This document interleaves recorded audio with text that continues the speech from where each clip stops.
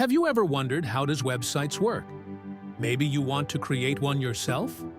Websites may appear to be digital magic, but they are actually built on a foundation of code and connections. When you enter a web address, your computer sends a request to a server. But what happens next? The browser passes the request to the DNS server, which converts the domain name into the IP address of the site. Then DNS server passes the request to the main server where the website is stored. The main server now sends the response to the web browser or to the user. The user is now able to view the site. DNS acts like a phone book for the internet. Whenever people type domain names, like Fortinet.com or Yahoo.com, into the address bar of web browsers, the DNS finds the right IP address. The site's IP address is what directs the device to go to the correct place to access the site's data.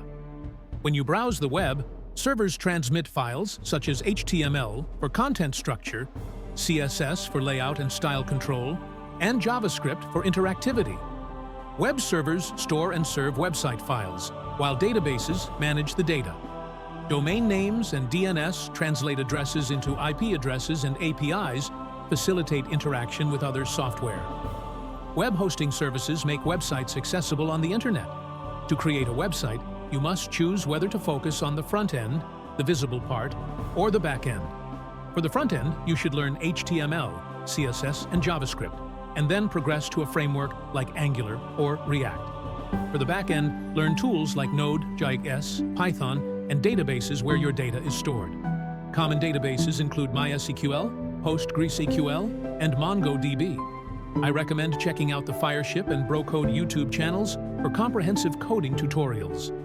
Tools like Visual Studio Code, Sublime Text, or Atom make coding easier with features like syntax highlighting and auto-completion. A full-stack developer is someone who can handle both front-end and back-end development. This role requires a broad skill set and the ability to work on all parts of a web application. Your browser plays a crucial role in interpreting the files it receives from the server, converting code into the visual and interactive site you experience. This journey from the server to the browser brings the digital world to life. Services that store your website's files and make them accessible on the internet. Examples include shared hosting, VPS hosting, and dedicated hosting. Deployment is the process of publishing your web application to a server. Popular platforms for deployment include Heroku, AWS, and Netlify. If you would like to learn more about how does things work, you should subscribe. I have more explanations available on my channel for you. For example, you can watch here, How Does the Stock Market Works?